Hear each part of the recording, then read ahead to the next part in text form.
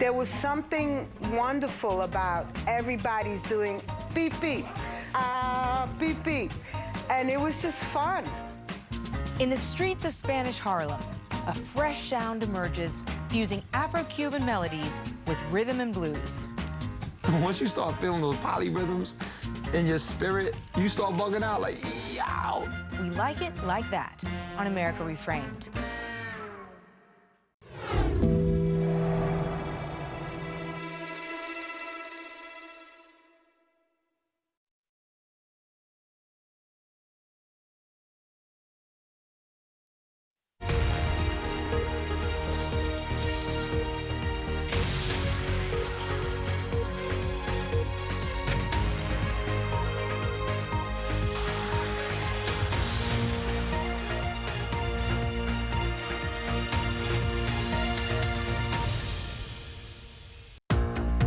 Funding for presentation of this program is provided by Pediatric surgeon, volunteer, topiary artist.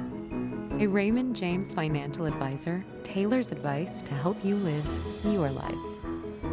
Life well planned. These are people who are trying to change the world. Startups have this energy that energizes me. I'm thriving by helping others every day. People who know BDO. Funding was also provided by the Freeman Foundation, by Judy and Peter Bloom Kovler Foundation, pursuing solutions for America's neglected needs, and by contributions to this PBS station from viewers like you. Thank you. And now, BBC News. You're live with BBC News from London. Finland is to become the 31st member of NATO today, a decision prompted by Russia's invasion of Ukraine. Former President Donald Trump arrives in New York ahead of his appearance in court facing criminal charges. London City becomes the second UK airport to scrap rules on liquid limits in hand luggage. And the former UK Conservative politician Nigel Lawson, who was Margaret Thatcher's Chancellor in the 1980s, has died at the age of 91.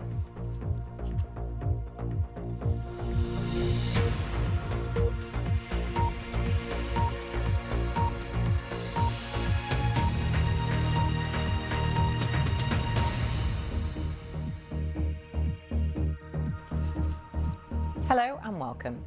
Finland will become the 31st member of NATO later on Tuesday. The application to join the Western military alliance was prompted by the invasion of Ukraine by Russia, with which Finland shares a very long border. Our diplomatic correspondent Paul Adams has the story.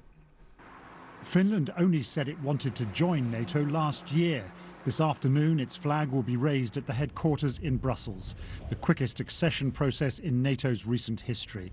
President Putin went to war against Ukraine with a declared aim to get less NATO. He wanted NATO to remove our forces, our structures from all allies that have joined after 1997, meaning all allies in Central and Eastern Europe. And he wanted NATO to make it absolutely clear that NATO's door was closed for any new membership. He's getting the exact opposite. He's getting more NATO presence in the eastern part of the alliance, and he's getting 2 new members with Finland and Sweden. Finland's long frontier with Russia, the scene of fighting early in the Second World War, more than doubles the border between NATO and its adversary, at a time, thanks to the war in Ukraine, of extremely high tension. Finland's armed forces are well trained and well equipped, with huge numbers of reserves. Finland has been a close partner of NATO for years. It'll have no trouble fitting in. Its neighbour to the west, Sweden, is likely to follow suit in the coming months, once differences with another NATO member, Turkey, are resolved. Moscow says it'll strengthen its forces nearby to confront what it sees as NATO's threatening move. And if the alliance deploys troops and equipment to Finland, as it has in the Baltics, then Russia says it'll take additional steps. Paul Adams, BBC News. Well, let's get more on this and go to Helsinki, where I'm joined by Owen McNamara, a research fellow at the Finnish Institute of Internal Affairs. Welcome to you. Good to have you on the programme. This is a hugely significant day for Finland, isn't it, which is abandoning its long-held position of neutrality? Yes, this is a very significant day for Finland. It's security, but it's also a very, very significant day for NATO, the NATO alliance as a whole, and for security in Northern Europe. The Finnish people's attitude to NATO literally changed overnight, didn't it? Before the Russian invasion of Ukraine, around 30% were pro joining NATO, and after the invasion, it was 80%. How real do you think any threat is from Russia towards Finland? Well, of course, as John Maynard Keynes once said, when the facts change, I change my mind. And the facts changed late in 2021 when Russia started issuing ultimatums to NATO that it wouldn't take any new members, into 2022, of course, with its brutal escalation of aggression in Ukraine. So these issues, these facts change. Finland, of course, Finnish society was very, very well informed about the various security options. And of course, NATO deterrence, NATO collective defense, that is seen as the strongest medicine for Finnish security right now. Nobody wants the brutal war crimes that we have seen in Ukraine replicated on Finnish territory. So this flipped the switch of public opinion in Finland and brought the country on this year-long journey towards NATO membership that will find its final destination today with Finland becoming a full member of the alliance. Yeah, it's happened extremely quickly, hasn't it? Did anybody expect that? I think, Finns are always vigilant, but of course the country met the political criteria for NATO membership. Finland is a very strong and mature democracy, liberal democracy. And of course, Finland has a very strong and impressive military system, defense system for a small state. So NATO is an asset for the alliance, just as the alliance is an asset for Finland. Yeah, absolutely. It's a two-way street, isn't it? But what's actually going to change militarily for Finland now? Well, I don't think too much will change right now. Of course, NATO is not just about the Atlantic Treaty. It's also about the O in NATO, the organization. So Finland will now have a full seat at the table. Its military planners and its civilian security planners, its diplomats and its defense officials will be fully involved in NATO's planning, NATO's contingency planning for security across the alliance and for security in Northern Europe. So this is very, very good news, not just for Finland and its security, not just for NATO, but also Finland's neighbours, its Nordic neighbours to the west and its Baltic neighbours to the south.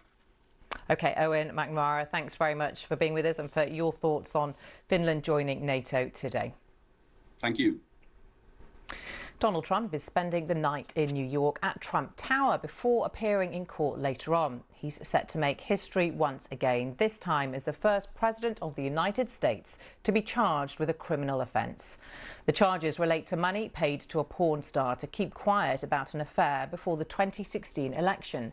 The judge has ruled that pooled media will be allowed to take still pictures in the courtroom just before the hearing gets underway, but TV cameras will only be allowed in outside corridors. Security measures will be in place, with the authorities expecting demonstrations by the president's supporters and opponents. Well, let's get the latest from Nedet Tawfiq, who is in Manhattan. Nedet, welcome to you. Take us through the day.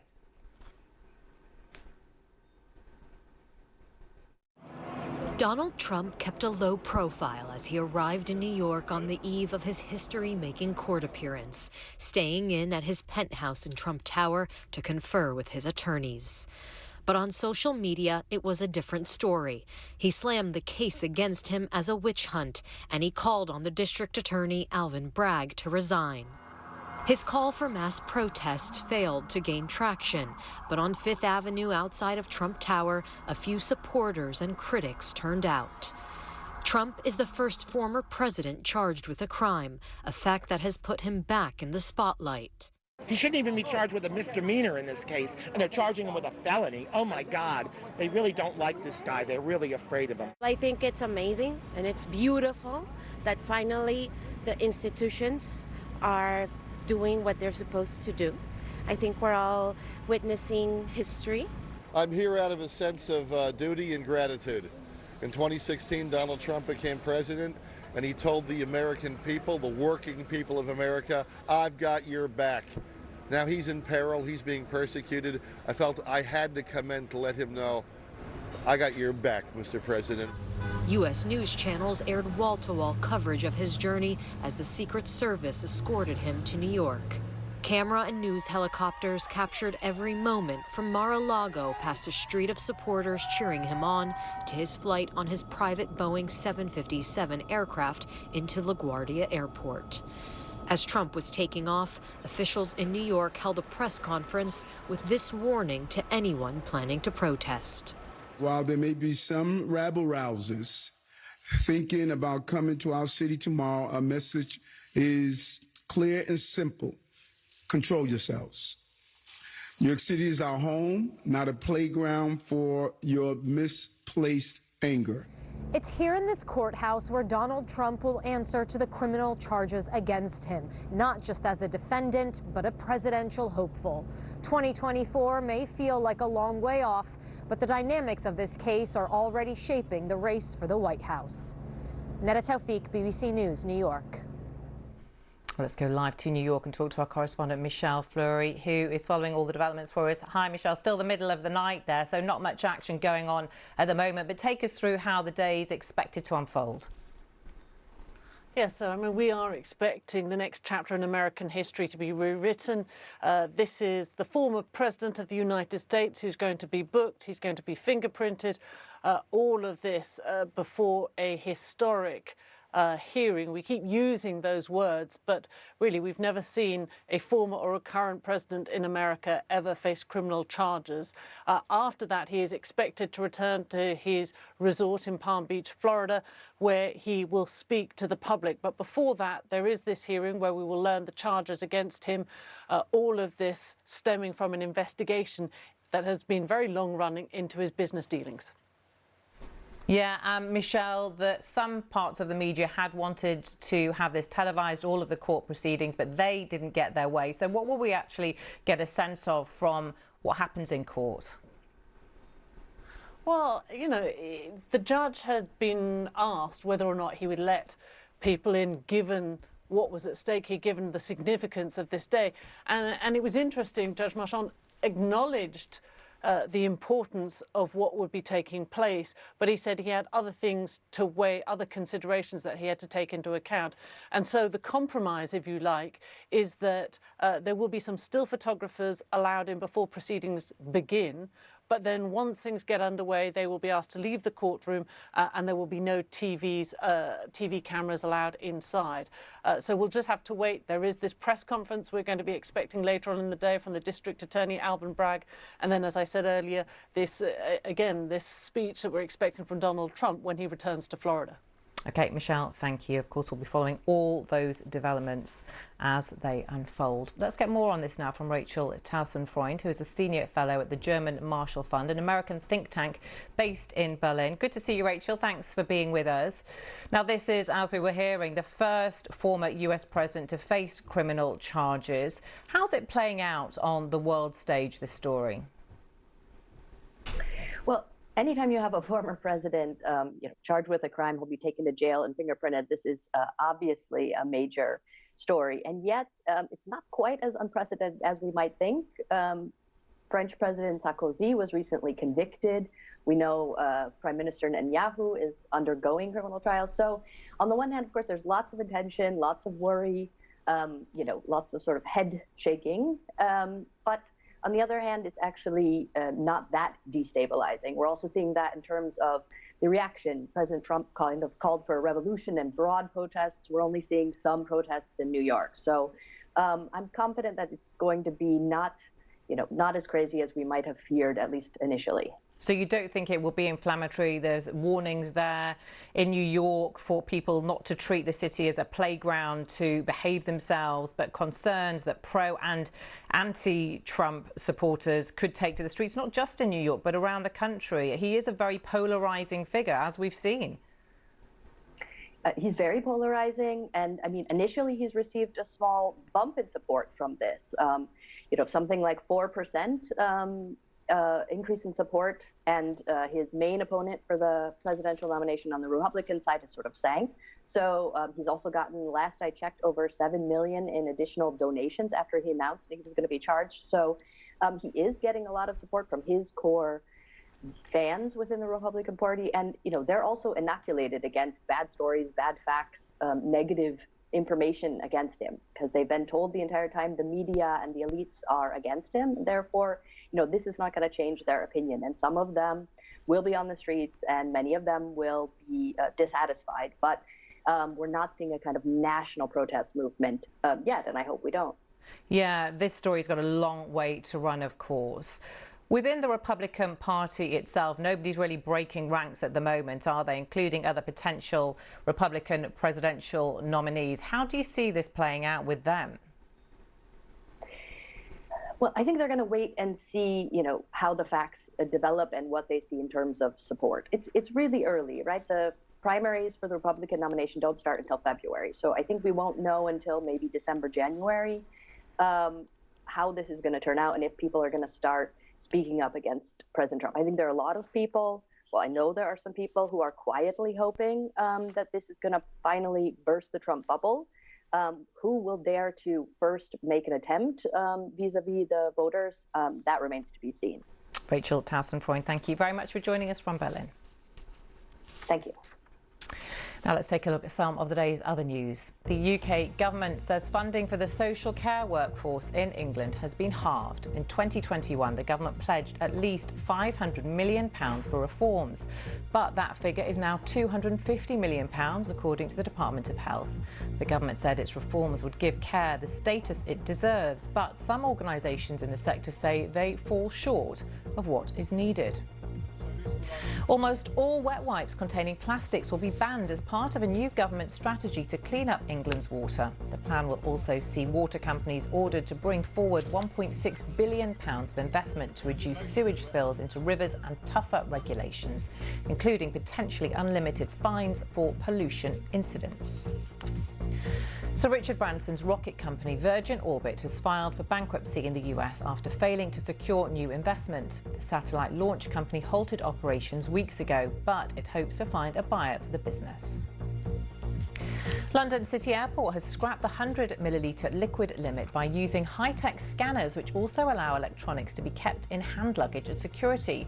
Travellers can now carry on up to 2 litres of liquid, and toiletries no longer have to be put in separate bags. We will bring you more on that story later on in the programme.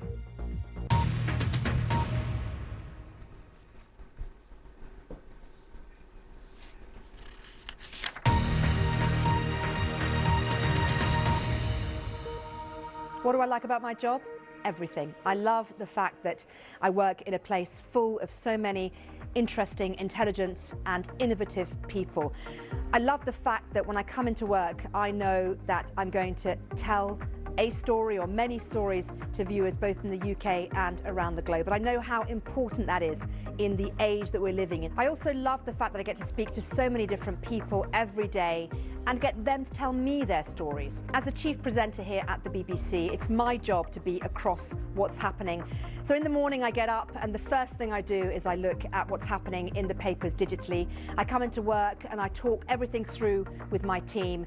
Through the day I'm listening to podcasts, listening to what's happening on the radio and watching, I have to say, some of the competition as well sometimes. I think it's really important for people like us to be across what is happening in the news because we are the ones who you are relying on to give you the full facts.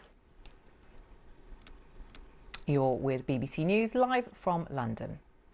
The former Conservative politician Nigel Lawson, who was Margaret Thatcher's Chancellor in the 1980s, has died at the age of 91. He was the longest-serving Chancellor of the 20th century before he resigned in 1989 over Thatcher's choice of economic advisor. Political figures have been paying tribute to him. Prime Minister Rishi Sunak tweeted this: "One of the first things I did as Chancellor was hang a picture of Nigel Lawson above my desk. He was a transformational Chancellor and an inspiration to me and many others. My thoughts are with his family and friends at this time." The current Chancellor, Jeremy Hunt, said Nigel Lawson was a rarity amongst politicians, someone who transformed our thinking as well as transforming our economy. Since he stepped down as Chancellor, his shoes have been impossible to fill, but he inspired all of his successors, leaving the country more prosperous and enterprising. And former Prime Minister Boris Johnson wrote, Nigel Lawson was a fearless and original flame of free market conservatism. He was a tax cutter and simplifier who helped transform the economic landscape and helped millions of British people achieve their dreams. Here's more from our political correspondent Helen Catt. Nigel Lawson was the architect of the economic policies that underpinned Thatcherism. 6 years in office saw some of the most far-reaching changes ever made to Britain's financial affairs. I was asked to be the first city editor for the new Sunday Telegraph. He began his career as a journalist, editing The Spectator magazine and making regular appearances as a TV pundit. Nigel Lawson. He became an MP in 1970, earning a reputation as a man of the right. Here he was calling for the end of sanctions against Rhodesia, as it was then. The purpose of economic sanctions was to achieve a political end. They have failed to do this, and I think it is clear to all of us now, if it wasn't clear before, that they never will. Chancellor, just this way, sir. In 1983, he became Chancellor in Mrs Thatcher's cabinet, presenting a series of tax-cutting budgets. The privatisation of state industries saw him fulfil his vision of a people's capitalism. His relaxation of the rules governing London's stock market was aimed at making the city a successful financial centre. But as inflation and interest rates rose, the government found itself in trouble. Lawson's opposition to the poll tax, a measure which led to huge public disorder, soured relations with Margaret Thatcher. A public row with the Prime Minister's financial guru, Sir Alan Walters, was the final straw.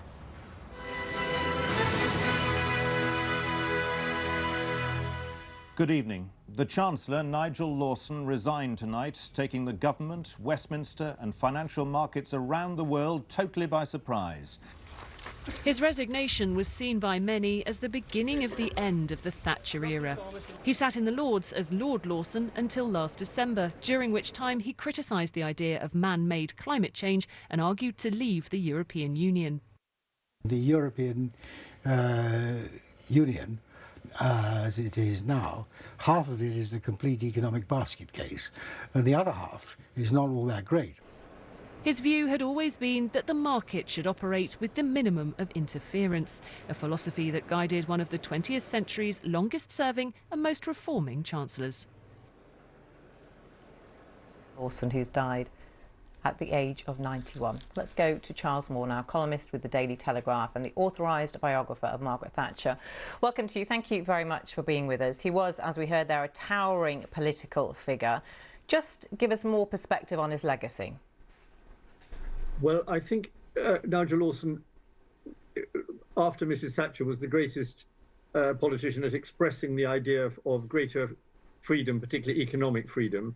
And he had a sort of intellectual grasp of the subject which almost everybody else lacked.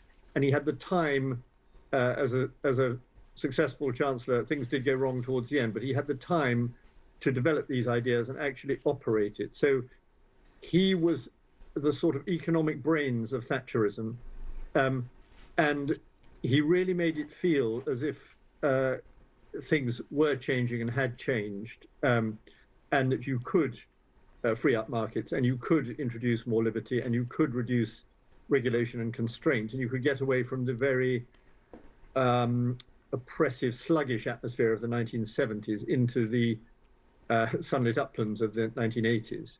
He was pro-growth, argued against high tax rates. He transformed the economic landscape, as we've been hearing, and his imprint still lives on within the Conservative Party, doesn't it? We just heard the current Chancellor, former Chancellor, pay tribute to him. His thoughts still influence thinking in the Cabinet today? Yes, I think particularly with the Prime Minister, with Rishi Sunak, because Rishi Sunak is also financially and economically minded and was inspired as a very young man by the Lawson example, and still believes in those Lawsonian Thatcherite economic principles, though the circumstances in which he came into office, particularly COVID, have made it very difficult for him to get into what he would see as the right situation. But that's always in his mind, and Lawson is his particular model, I think. Yeah, he stayed politically active, interested up to the very end, didn't he? He backed Brexit, as we just heard. That did give the movement a significant weight, didn't it? It did, particularly on the economic issues, of course. Funnily enough, he'd fallen out catastrophically with Mrs. Thatcher over Europe, but it wasn't because he was a Euro enthusiast. He wasn't.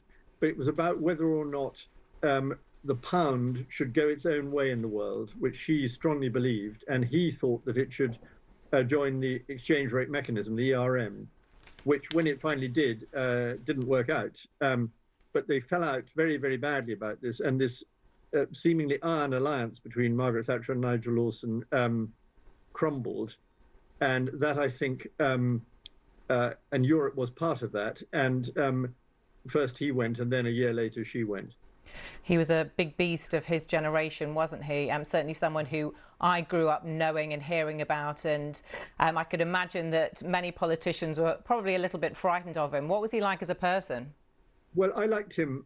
He could be, I suppose, slightly arrogant, but he was very amusing, very direct. And being a journalist myself, and that's his background too, I liked the way he was quite sort of sardonic, almost cynical. He had strong beliefs, but he was also realistic about people's motives in politics, and had great clarity of mind. No discussion with Nigel Lawson was ever wasted. Charles Moore, thank you very much for telling us more about Nigel Lawson's life and legacy. Thank you. The Australian government has said that TikTok will be banned on all government devices because of fears about security. Similar bans have already been implemented from other Western nations. Early last month, Beijing accused the US of overreacting after federal employees were ordered to remove TikTok from government-issued phones. The European Union has also barred the video sharing app from official government devices. 2 weeks ago, British government ministers were also banned from using TikTok on their work phones and devices, also because of security grounds. Use of the app has exploded in recent years, with 3.5 billion downloads worldwide.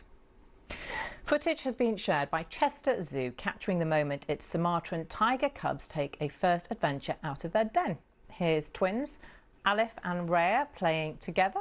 The pair, who are just 2 months old, were spotted enjoying a bit of chill time there, also a bit of rough and tumble under the watchful eye of mum Kasama. Looks very cute, but you would not want to get too close, would you? Plenty more to come on all the day's top stories, including the latest from New York, of course, as Donald Trump prepares to go to court to face his indictment and arraignment and criminal charges. Stay with us here on BBC News. I'm Samantha Simmons. I'll be back shortly.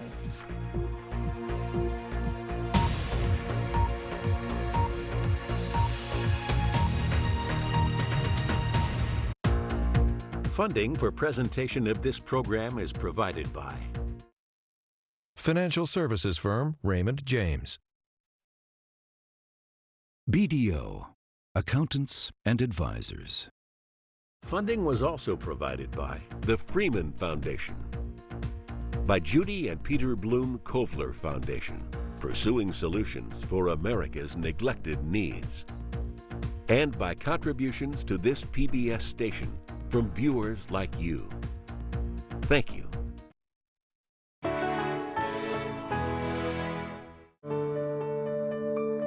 You're watching PBS.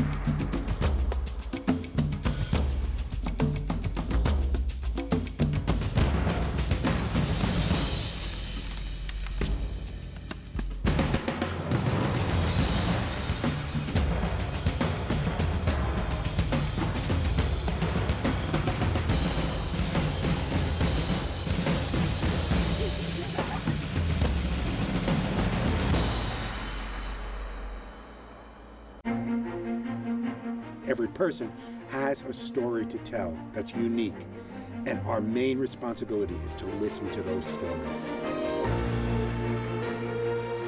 Estamos para cuidar el bosque. Pues de aquí se pierde todo. Everything in life is a battle. If you want something, you gotta fight for it. I knew I was in trouble, so I said, Clarence,